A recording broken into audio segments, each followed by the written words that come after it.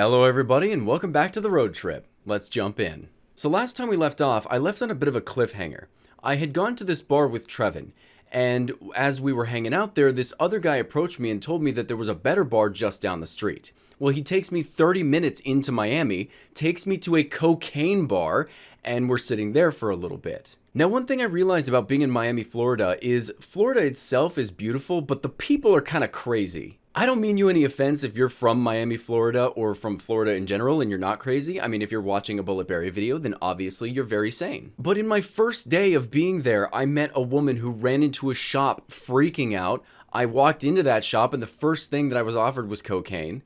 I met this woman on the side of the road who was telling me that the government assaults her and is trying to kill her for some secrets she has about Obama and Biden. And then there was this one guy while we were at the beach. Trevor and I had been walking down the beach for a while and we wanted to shower off, and they have these outdoor showers there on the side of the beach. Well, Trevor and I get over to this thing and there's this old man, probably 70 years old, and he had a bar of soap and he had been just washing himself for a while. I don't know how long he was there before, but it took him 25 minutes to finish up.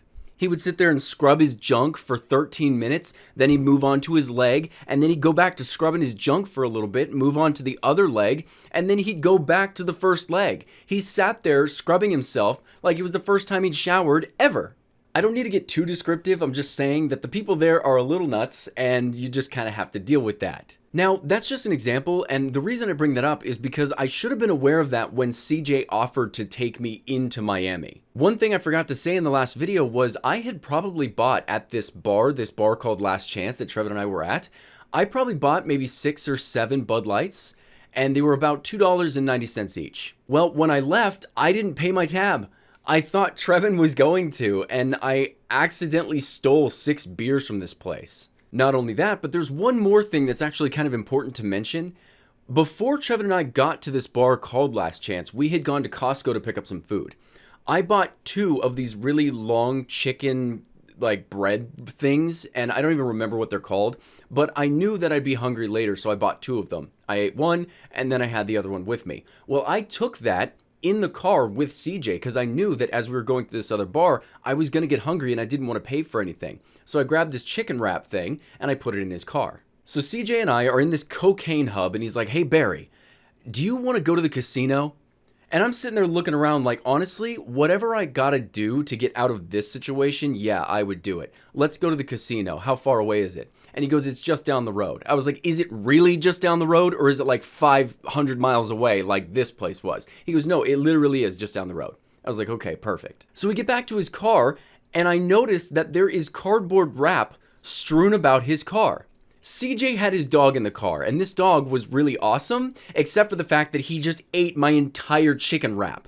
So now I was just like, well, I'm completely out of food. So we're driving down the road, and CJ starts telling me about all the stuff that he spends his money on. And after a while, I was like, "Man, it seems like you spend a lot of money. How do you make money?" And he goes, "Well, actually, that's where we're going right now."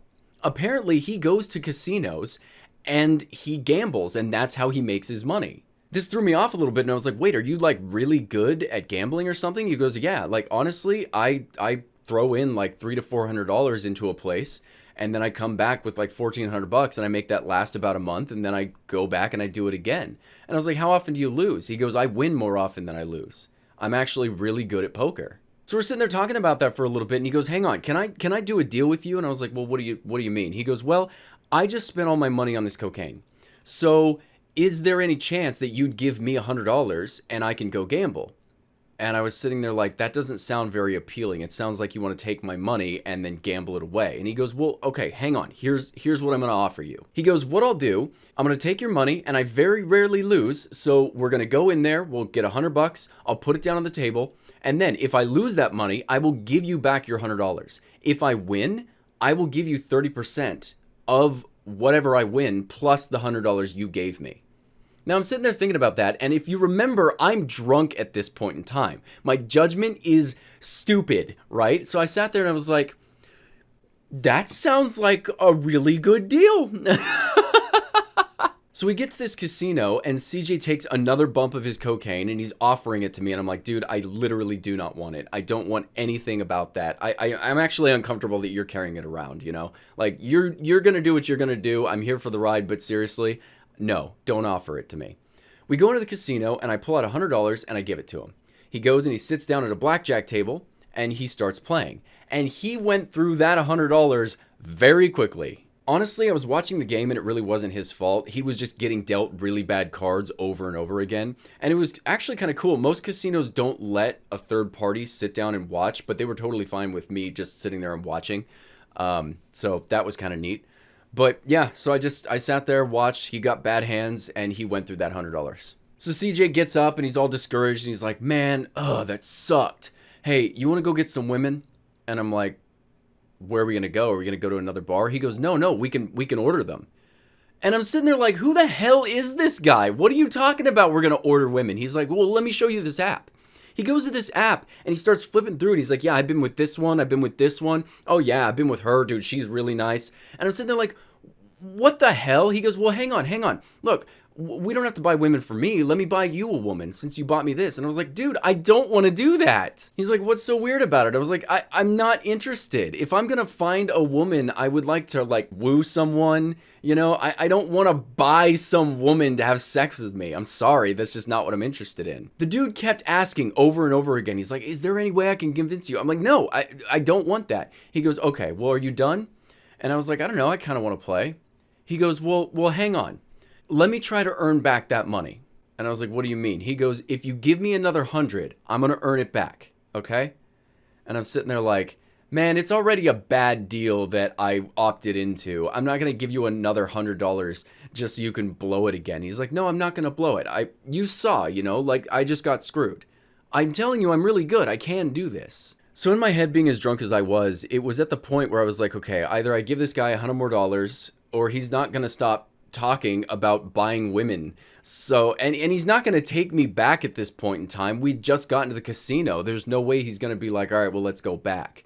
So I was like, okay, look, you can gamble again, but after that, we're done and I want to go back to the van. And he's like, that's totally fine. So, like the idiot I am, I pulled out another $100 and I gave it to him. And this time he decided to go play Texas Holdem. Now, he was doing pretty good. He was actually winning some money, but the problem was once everyone else realized that he started winning, they had a much bigger stack. They'd been there for a much longer amount of time.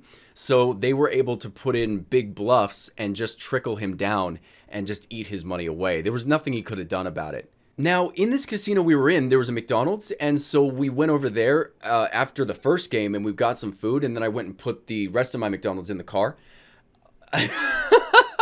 And then we went on to the second game, and after he lost that game, I was like, okay, I'm hungry, I'm going back to the car, and the freaking dog ate it again. Like, I don't know what was wrong with me. I was like, I saw this happen. Like, you don't learn from your freaking mistakes. So I look at CJ and I was like, look, I'm done. I just want to kind of explore this part of the city. I want to explore this casino, and then I want to go back. And he's like, yeah, okay.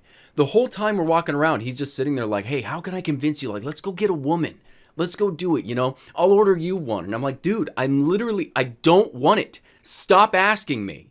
Eventually, I'd seen everything I was going to see, and I said, all right, let's go back. He goes, well, let me do you a deal. Since I lost that money, and I will pay you back, let me go ahead and take you back to my place. I'll make you some French toast. And, you know, just kind of make up for what I did today. And I was like, dude, it's like 7 o'clock in the morning. I don't want to go back to your place and eat French toast. You know what I want? I want to go back to my van, and I want to sleep. And he's like, okay. I just say that because it's like 30 minutes away. I was like, you took me here. Take me back. He's like, all right, fine. So eventually he takes me all the way back to the bar. Trevin was in the van sleeping. And so I get out. I said, see you, CJ. Thank you for the time. And I get up into the van. Now, because I was up all night watching this coked up dude throw my money away, which again, my mistake, I was really tired the next day. I actually could not get up. And we just sat in that parking lot for a little bit. But we knew that the bar probably didn't want us there. So Trevor and I went back down that dirt road that Javier had showed us the other night. And we actually just stayed there all day and just crashed and replenished ourselves. Trevin was actually tired because I kept calling him throughout the night saying, hey man, I'm still at the bar. Now I'm at the casino. The dog ate my food. He gambled my money away. And so I kept waking the poor guy up. So we just spent the day sleeping. The next day, it was time to get up and book it down to the Florida Keys. The plan was to drive all the way down to Key West and see if we could get there in enough time to go snorkeling. And then we would come back and then start heading back up north. The Keys were not as amazing as I would have expected. I feel like if you're on a resort out there, that's exactly how you need to do it, because on this road, you don't really see much. It's almost like a tiny little town everywhere you go, with some of these like corner shops and stuff. And, you know, they sell t-shirts and whatever, but there wasn't really a lot to look at. We made it to Marathon, and there's this huge 7-mile bridge that spans across from one key to the next, and we thought that was really cool. But around that time, it started getting late. We actually kind of woke up a little late this day because we were still kind of like trying to replenish some energy from the days before. As soon as we got over to Marathon, Trevor and I stopped the van and we were like, hey, do we really want to make it all the way there? It's actually kind of getting cold, which I'm surprised. I mean, we're all the way south at this point, but it's kind of cold. I don't know if we're even going to want to go scuba diving, and it's getting dark. And he's like, yeah, honestly, I hate Florida. Apparently, he hated Florida as much as I disliked California. And he was like, you know what? I'm kind of fed up, and I don't want to go all the way down. I don't think it's worth it. Let's just, if you're good with it, turn around and just get out of here. And I was like, all right, that sounds good to me. So after driving all day, we finally get back up into Miami, and there comes this point where Trevin's like, oh, you know what? We didn't go get food or anything. We should probably find a place to replenish our food. And I was like, actually, ding, I have an idea. I texted CJ and I was like, hey, are you still down to make me French toast? And he goes, yeah, I'll make you French toast. I was like, okay, make some French toast, make some eggs, and meet us at the Dunkin' Donuts. And he goes, yeah, okay, I can do that. 30 minutes later, this dude shows up with French toast and eggs, and he just gives it to Trevin and I, and we're sitting there eating and we're hanging out with the guy. It was such a weird meetup. It was almost like calling your drug dealer or doing Grubhub from like this guy you know to bring you food. Like he shows up and he's like, hey, yo, I got the stuff. And we're like, rock on, you know? But it was nice to have a home-cooked meal. And after that, we said our goodbyes and we headed up. We drove north for 2 hours, found ourselves a little spot to sleep, and we laid down for the night. The next day, we woke up and we headed to this little city called Bronson. My aunt and grandmother actually lived there, and they had no idea that I was in Florida. My mother had sent me the address, and she said, hey, go for an unexpected visit. And I was like, hell yeah, that's exactly what I'm going to do. So we finally get there, and I call my aunt, and I'm like, hey, how's it going? She's like, hey, I haven't heard from you in a while. I was like, hey, can you unlock the door? She goes, yeah, unlock the door, whatever. I was like, no, seriously, unlock the door. She's like, are you here? I was like, hell yeah. My family was so happy to see me. They had actually just recently bought this property. It had like 1.25 acres, and it was all to them. They had this newish house and they were fixing it up. And there were some parts of it that were still a little weird. Oh, yeah. There we go.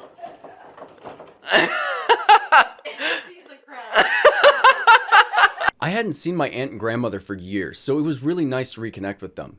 My aunt made us chili that night, and we were able to just sleep in there on the couch. There was actually a point where Trevor and I started watching Machete, which is like a really dumb, hardcore movie. My aunt walks in and she looks at the TV and she sees the main character's face and she's like, what are you guys watching? And we pause it.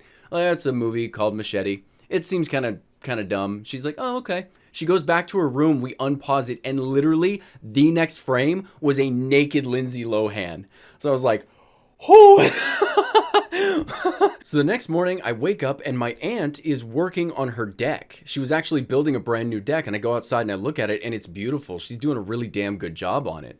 She goes, hey, Barry, I just made French toast if you want to go inside and have some breakfast. And I was like, hell yeah. So I walk in there and I was about to eat, but my grandma's like, don't do it yet. I'm going to make some eggs. We make some eggs. We have our breakfast. We're chatting with the family. And I was like, all right, guys, we got to take off. But thank you so much for showing us your new house. And they're like, hey, anytime you're here in Florida, come on by. It was really nice to see them. I did not expect to visit my family while I was in Florida. So we get in the van and we start heading toward Tallahassee. Now the reason we headed there wasn't because we wanted to go see it or anything. It was because on freecampsites.net, that was the next place where there was an actual campground. And Trevor and I missed campgrounds, so we're like, we need to get there. So we show up and we're running up and down this road a few times trying to find ourselves a spot. And it was kind of weird. It was like mostly just trees, so it was hard to find a spot. And we passed these campers a few times. They're all sitting there holding their guns. They're in their camo. They got their orange vests on, and they're like looking at us as we cross up and down the road. We finally find ourselves a spot and we sit down, we make some Hot Pockets, and we stayed there for the night. Now, the hunter's dogs continued to bark the entire time throughout the night, and we were like, okay, are they hunting right now? Because I know that they were hunting. Maybe they went out and they're tracking something. And we were sitting there trying to decide if that's what was going on, but we didn't hear any gunshots. And later in the evening, we actually started hearing some of the men screaming at their dogs to shut up. So we chalked it up to bad owners. After that, it was time to get the hell out of Florida, go back to Mississippi, and go camping at that really nice spot that Ian was telling us about. The time we end up having with Ian is some of my favorite times throughout this entire road trip, and I cannot wait to share them, but I will have to do that next time. Thank you guys so much, and I'll see you then.